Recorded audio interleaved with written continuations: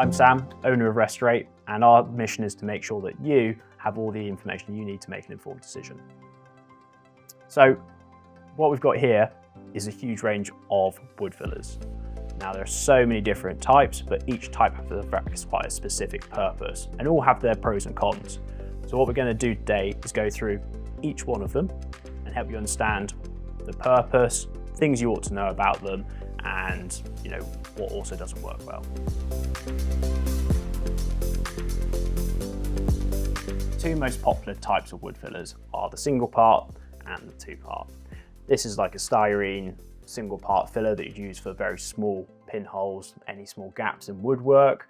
You can't really use it for gaps that are deeper than 5mm. Otherwise it will sort of crumble and fall apart. It's very much for very small gaps and pinholes, which are easily sandable, and then you can paint or stain over the top. These two-part fillers are, as it suggests, have two parts. You've got your main polyester filler, which is quite thick in consistency, and then you add this activator, which then you've got about 30 minutes to, probably even less than that, probably 15 minutes really, to mix together until it goes hard, and then you can mold it more easily than this one, and it also holds its shape, and you can go for much deeper gaps, so larger gaps. Probably wouldn't use it for more than 10mm at a time in terms of a gap width, but you can go much deeper because this activates it all the way down, whereas this is more air activation. The good thing about this is that it stays very hard, it doesn't shrink, and is often used by joineries or any sort of gap filling that can go exterior and interior. I wouldn't use these single part fillers for exterior use. So I'd probably only use these mainly for interior. I mean, if it is on an exterior door, you probably could do it, but you wouldn't want to use it for large gaps exterior. A good thing to do with these water-based single part fillers is use a little bit of, after you've opened it, use a little bit of cotton cloth in the top and damp it slightly, and that will keep it activated for a lot longer. That's a really good sort of tip from a lot of professionals that we use. Libron have actually come up with a handy squeezy tube, which does keep it more active for longer, but once some air gets to it, they can go hard quite quickly. So it's best to use that tip to keep it going for longer. So we have a couple of different types of two-part fillers, and it is down to preference really on whether the customer wants a sort of more viscous, which this one is quite a strong paste in itself, which makes it more easy to mold, or they want a sort of a far thinner consistency, which would be easier to get into gaps. So that's why we have a couple of them.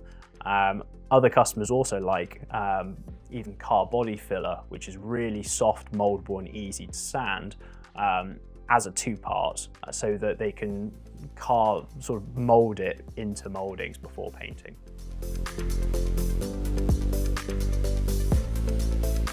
Toupret fillers have become very popular in recent years, mainly because they've managed to move the game forward a bit. Their single part filler can even be bought ready mixed, or there's one that is mixable with water, so it's a powder form in here. This one, unlike the other one we saw earlier, can go to 10mm deep rather than 5mm deep, which doesn't sound much, but actually when you're using it on interior and exteriors, which this one can do, it can make quite a lot of difference. Also easily overpaintable, easily sandable, etc. This one, interestingly, once it's mixed with water, doesn't have a depth limit, so it cures better than any of the other water-based fillers. So that would be interesting to use. Toupret also have a great range of decorators fillers, which is really what they're known for. They are meant for your drywall, your plaster, etc. The main one is this main La Brocha, I think that's how you pronounce it, filler, and that will fill any cracks in plaster. you mix it with water, it's a powder form, binds up to 5-10 kilos. Very popular with decorators, so that's great if you've got cracking plaster, etc. And then you've got this fine surface filler, which is pre-mixed or comes in a powder form, which you can mix with water. And that is meant for if you've got sort of fine surface scratching in your plaster or your painted walls, and you sand it and you still have that little sort of those divots, that can be spread really evenly over the top, and it's very easily sandable to make sure that you get a completely flat surface. Going forward, we'll be expanding our Toupret range at Restorate. This is more of a traditional grain filler. Now, the difference with the grain filler is that it's very, very thin. It's not for filling gaps, but more for filling any of the divots in a grain before lacquering or French polishing. You'd use this to make sure that when you French polish over the top or when you lacquer, you get that piano flat finish. So these come in a range of colors. It is definitely more of a professional product, and probably less popular nowadays as people don't want that sort of flat lacquered look. They'd rather have more of the natural wood grain coming through. But grain fillers are a separate thing altogether. This one's quite high in VOCs, but as it's a professional product, most professionals use masks, etc., in ventilated areas. So with grain fillers, you'd always want to go for a shade darker than what you've got in the grain. You want to pick out the darkest bit of the wood. And I suppose that really goes for all of these fillers.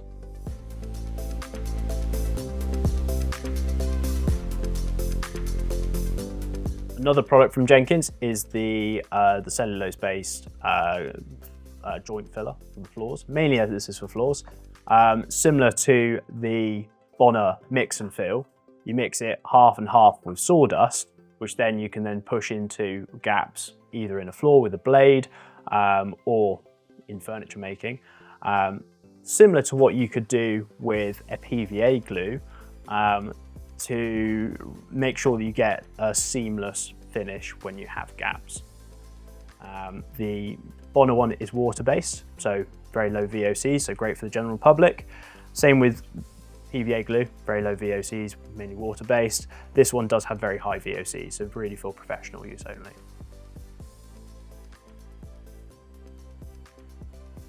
So epoxy adhesives are mainly used for exterior settings or somewhere where you need really hard filler that's not going to crack. So timber build and repair care are the main exterior ones at the moment. There are a few others as well. These are really easy to mix. You can put them into, well, you dig out rotten wood, use a stabilizer to harden the wood, which then helps this to stick to it. It's really easy then to mold and then to repaint after. So these have become very popular in recent years. West System have a bit more of an analog system, which a lot of professional boat builders use. Some also sort of car body customers as well, making fiberglass or working with fiberglass. Epoxy can stick to most materials, such as metals, woods, etc. But to make this a filler and to make it moldable, you need to add this low density filler.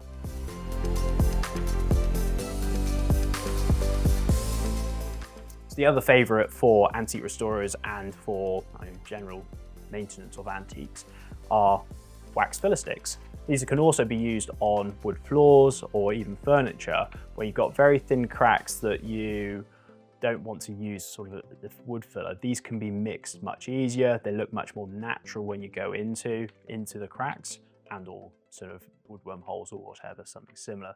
Usually very small cracks though.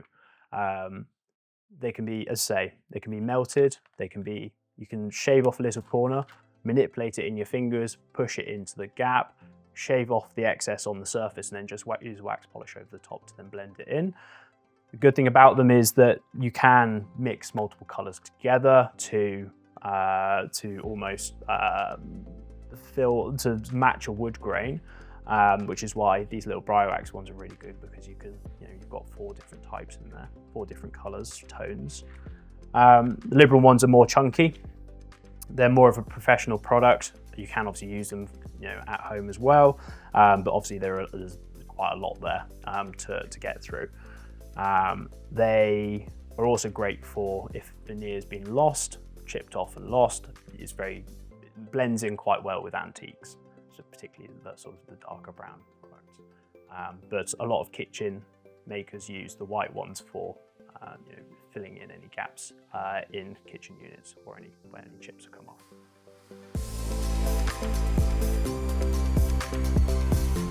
So products like the Osmo Gap Filler can be used between boards or along skirting boards or in stair treads, etc. They are coloured, so this one's walnut. Again, you'd use the darker shade of the wood, so you pick out darker rather than lighter shades, because it ends up matching more with, say, a knot, or it looks more natural that way. These are ultra flexible, similar kind of thing to cork, but they're more flexible than cork, and they can be overpainted or over oiled.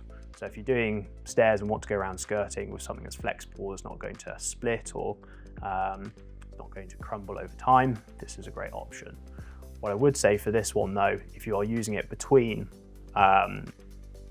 boards, it needs to have something underneath that's going to hold it or catch it, otherwise they can fall through. Also, if the boards are moving, there's only a degree of flexibility. If those boards are moving quite a lot, it can separate. I would mask either side if you're not planning on sanding after you've applied this. So mask either side, then put it down, then level it out with a scraper or a spatula to flatten it off, and then remove. Because if you get this onto the wood grain, it's quite difficult to remove. Obviously, if you're sanding later, just put it in, let it go off, sand over with a big belt sander, and you won't have any problems.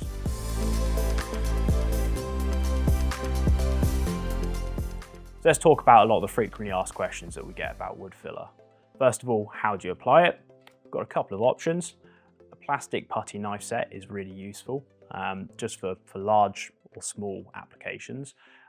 Plastic is much easier to move. It's also disposable, so if it gets clumpy, it's usually easier to chip off and a bit cheaper.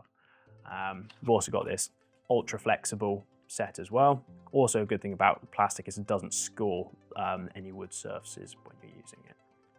If you did want something harder, then a metal palette knife is also very good.